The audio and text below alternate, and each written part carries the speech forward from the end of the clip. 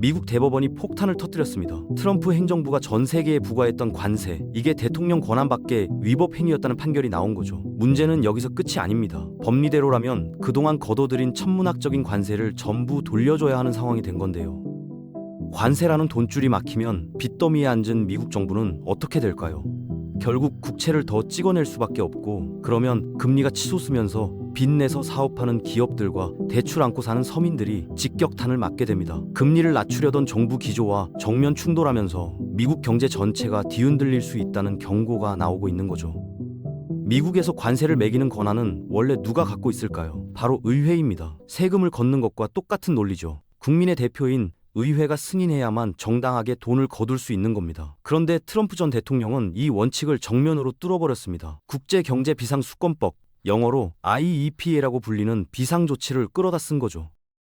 이게 뭐냐면 국가 비상사태 때 대통령이 독자적으로 경제조치를 취할 수 있게 해주는 법인데요. 트럼프는 이걸 활용해서 의회 동의 없이 전 세계 국가들의 관세 폭탄을 날렸던 겁니다. 대법원이 이번에 딱 짚은 게 바로 이 부분이에요. 비상 상황도 아닌데 비상법을 남용해서 의회 권한을 침해했다. 이건 명백한 위법이다. 이렇게 판결을 내린 거죠. 법리대로라면 지금까지 거둔 관세 전액을 무효 처리하고 돌려줘야 합니다. 자, 여기서 진짜 무서운 시나리오가 펼쳐지는데요. 관세 환급으로 국고가 턱턱 비면 미국 정부는 어떻게 할까요? 답은 하나밖에 없습니다. 국채를 더 찍어내는 거죠. 시장에 국채 물량이 쏟아지면 채권 가격은 떨어지고 금리는 반대로 뛰어오르게 됩니다. 금리가 오르면 누가 제일 힘들어질까요? 빚내서 사업하는 기업들이죠. 빅테크부터 중소기업까지 이자 부담이 눈덩이처럼 불어나면서 투자를 줄이고 인력을 자르는 악순환이 시작될 수 있는 겁니다. 대법원이 위법 판결을 내렸으니까 이제 각 나라들이 우리 관세 돌려줘 라고 당당하게 요구할 수 있을까요? 현실은 그렇게 단순하지 않습니다. 왜냐고요? 트럼프라는 인물의 성격을 생각해보면 답이 나오거든요. 이 사람은 예측이 안 됩니다. 기분 나쁘면 바로 보복하는 스타일이에요. 오늘 악수했다가 내일 뒤통수를 치는 일이 비일비재했죠. 이런 상대한테 야 대법원에서 위법이래 돈 내놔라고 말했다가 무슨 일이 벌어질지 아무도 모르는 겁니다. 자칫하면 관세 몇 푼 돌려받으려다가 수출길 자체가 막혀버릴 수도 있어요. 한국의 상황을 한번 볼까요? 우리나라는 이미 미국과 15% 수준의 관세 협정을 맺은 상태입니다. 정부 입장에서는 이 정도면 선방했다고 생각하는 거죠.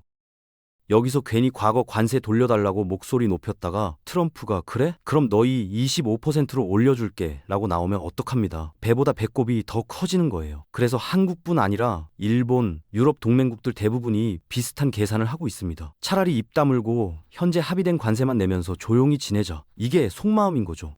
결국 뭐가 벌어지냐면요. 대법원 판결이 무색하게 실제로는 관세가 계속 거치는 겁니다.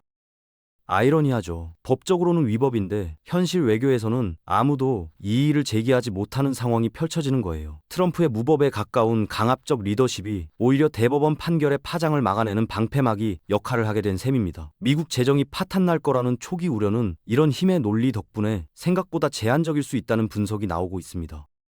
자, 그럼 100번 양보해서 어떤 나라가 용기를 내서 관세 환급을 요구한다고 쳐봅시다. 과연 돈을 돌려받을 수 있을까요? 결론부터 말씀드리면 구조적으로 불가능에 가깝습니다. 미국이 그동안 전 세계에서 거둬들인 관세가 얼마인지 아세요? 약 1,400억 달러입니다. 우리 돈으로 190조 원이 넘는 천문학적인 금액이죠. 이 돈을 소급해서 돌려받겠다고요. 어림도 없는 얘기예요.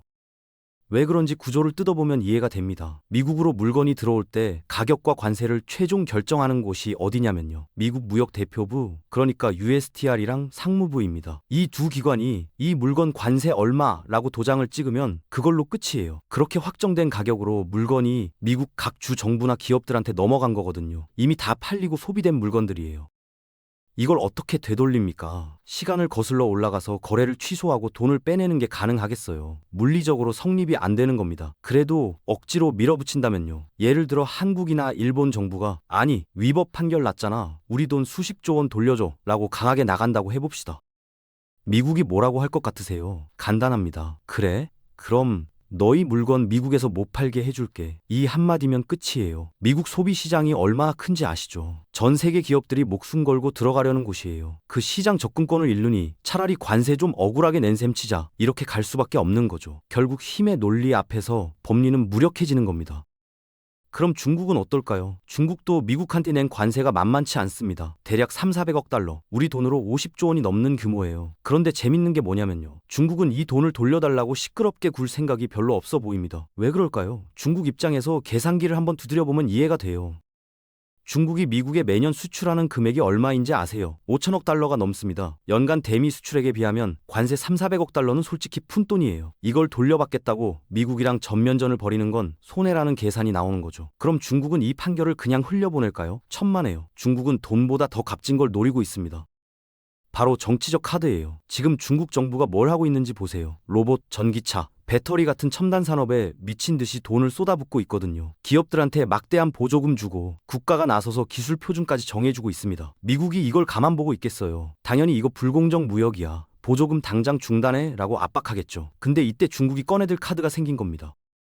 바로 이번 대법원 판결이에요. 잠깐, 너희 관세도 불법이었잖아. 법도 안 지키는 나라가 우리한테 공정하라고 훈계해? 웃기지 마. 이렇게 받아칠 수 있게 된 거죠. 결국 중국은 몇십조 원 돌려받는 것보다 이 판결을 방패막이로 써서 자국 산업 키울 명분을 확보하는 게 훨씬 이득이라고 본 겁니다. 역시 만만한 상대가 아니에요.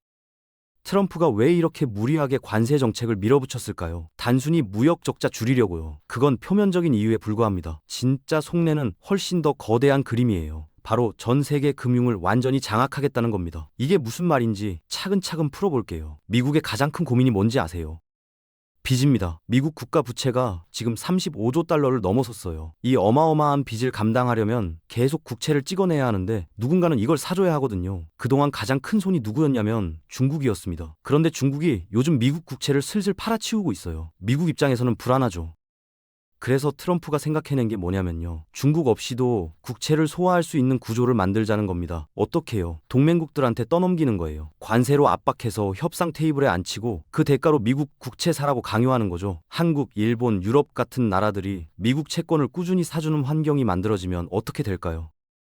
미국 정부는 국채 걱정 없이 돈을 마음껏 쓸 수 있게 됩니다. 군사비 늘리고 싶으면 늘리고 첨단 산업에 투자하고 싶으면 투자하고 빚 걱정 없이 원하는 정책을 무한정 밀어붙일 수 있는 거예요. 여기에 미국은 이미 석유, 천연가스 같은 원자재 시장 주도권까지 쥐고 있잖아요. 재정적 자유까지 확보하면 그야말로 무적이 되는 겁니다. 금융을 무기로 동맹국과 적국을 동시에 쥐에 쥐고 흔드는 진짜 패권 전쟁의 완성이죠. 그런데 이 패권 전략을 완성하려면 넘어야 할 산이 하나 있습니다. 바로 연준이에요. 미국 중앙은행 말이죠. 연준 의장 파월. 이 사람이 트럼프 입장에서는 눈엣 가시거든요. 트럼프가 파월한테 뭘 원하는지 아세요? 금리를 내리라는 겁니다. 금리가 낮아야 돈이 시장에 풀리고 돈이 풀려야 자기가 원하는 정책을 마음껏 펼칠 수 있으니까요. 근데 파월이 말을 안 들어요. 연준은 원래 정부랑 독립적으로 움직이거든요. 물가 안정이랑 고용이 자기네 본업이지 대통령 눈치 보는 게 아니에요. 인플레이션 잡아야 하는데 금리 함부로 내릴 수 없다. 이렇게 버티고 있는 거죠. 트럼프가 얼마나 화가 났는지 아세요? 파월을 형사 고발하겠다고까지 했습니다. 중앙은행 총재를 고발하겠다니 전례가 없는 일이에요. 그만큼 다급하다는 뜻이죠. 그래서 트럼프 진영이 찾아낸 우회로가 있습니다. 바로 스테이블 코인이에요. 바이든 행정부 때는 정부가 직접 만드는 디지털 달러, 그러니까 CBDC를 추진했는데 결국 흐지부지 됐거든요. 트럼프는 접근법을 바꿨습니다. 민간에서 만드는 스테이블 코인을 적극 활용하는 거예요. 이게 뭔지 간단히 설명하면요. 달러에 1대1 연동되는 가상화폐입니다. 전 세계 사람들이 이걸 사면 그 돈이 어디로 가냐면요. 결국 미국 국채 시장으로 흘러들어가는 구조예요. 연준 안 거치고도 전 세계 돈을 미국으로 빨아들이는 영리한 전략인 거죠. 물가 오르면 서민들 지지율이 떨어질 텐데 괜찮냐고요. 트럼프 뒤에는 미국 패권을 원하는 엘리트 집단이 있습니다. 이들은 흔들리지 않아요. 요즘 주식시장 보면 신기한 현상이 있어요. AI, 로봇, 바이오, 우주항공 같은 첨단 산업 주가가 미친 듯이 치솟고 있거든요. 왜 그럴까요? 기술이 좋아서요. 미래가 밝아서요. 물론 그것도 있겠죠. 그런데 진짜 이유는 따로 있습니다. 바로 미국과 중국의 패권 경쟁이에요.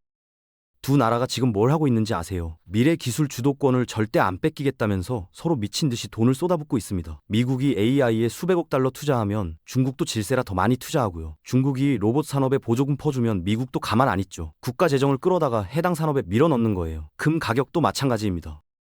요즘 금값이 왜 이렇게 폭등하는지 궁금하셨죠? 미국이 달러 패권을 굳히려고 하니까 중국이 대응을 하는 거예요. 미국 국채를 슬슬 팔아치우면서 그 돈으로 금을 사들이고 있습니다. 중앙은행이 금을 쓸어 담으니 가격이 연일 신고가를 찍는 거죠. 결국 지금 벌어지고 있는 상황이 뭐냐면요. 미국과 중국이라는 두 거인이 전쟁을 준비하면서 특정 산업에 어마어마한 돈을 쏟아붓고 있고 그 덕분에 관련 기업들 주가가 비정상적으로 부풀어 오르고 있는 겁니다.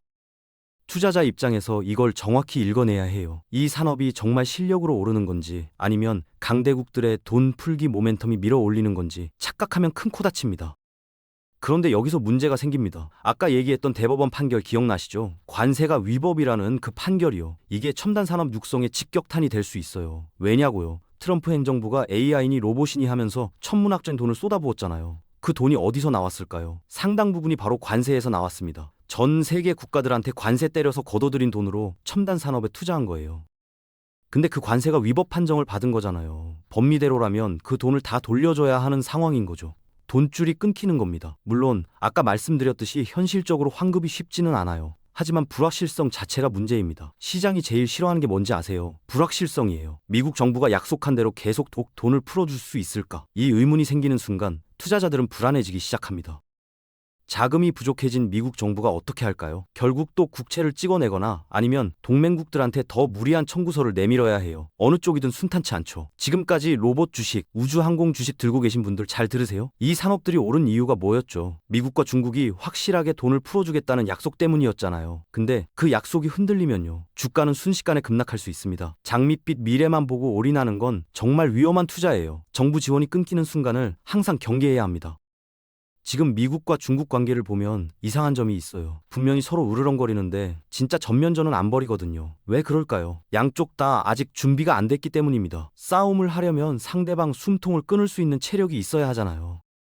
근데 지금은 둘 다 치명적인 약점을 갖고 있어요. 먼저 미국 상황을 볼게요. 미국이 첨단 산업 키우려면 뭐가 필요할까요? 히토류랑 복합 소재입니다. 반도체, 전기차, 로봇 다 이게 있어야 만들 수 있어요. 근데 이걸 누가 쥐고 있냐면 중국이에요. 전 세계 히토류의 60% 이상을 중국이 생산합니다.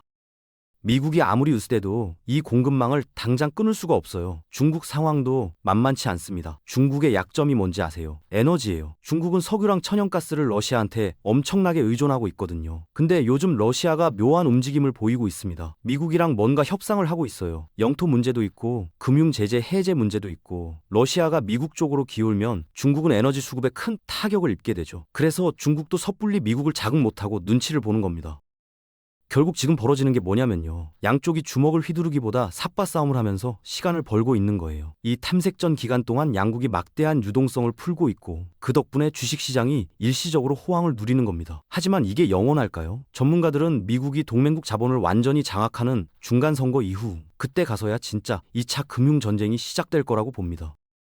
지금 미국 경제 구조가 예전이랑 완전히 달라졌다는 거 아세요? 과거에는 어땠냐면요. GDP의 70%를 소비가 책임졌습니다. 사람들이 물건 사고, 밥 먹고 여행 다니고 이런 소비 활동이 경제를 굴렸던 거예요. 근데 지금은요. 기업들의 투자가 경제를 멱살 잡고 끌고 가고 있습니다.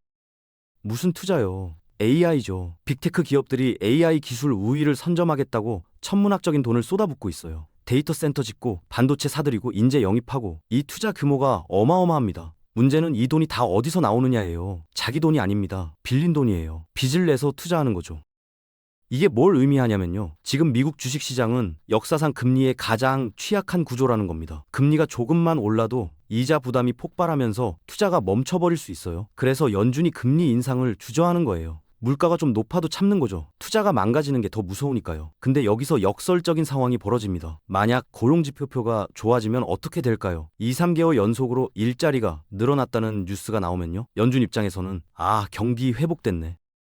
이제 금리 올려도 되겠다라는 명분이 생기는 거예요. 금리가 급등하면 뭐가 벌어지냐면요. 레버리지 잔뜩 일으켜서 미국 국채 사들인 헤지 펀드들이 치명타를 입습니다. 손실 메우려고 주식을 대량으로 내다 팔기 시작하고 그러면 증시 전체가 무너지는 거예요. 경기가 좋아졌다는 뉴스가 오히려 폭락의 방아쇠가 되는 거죠.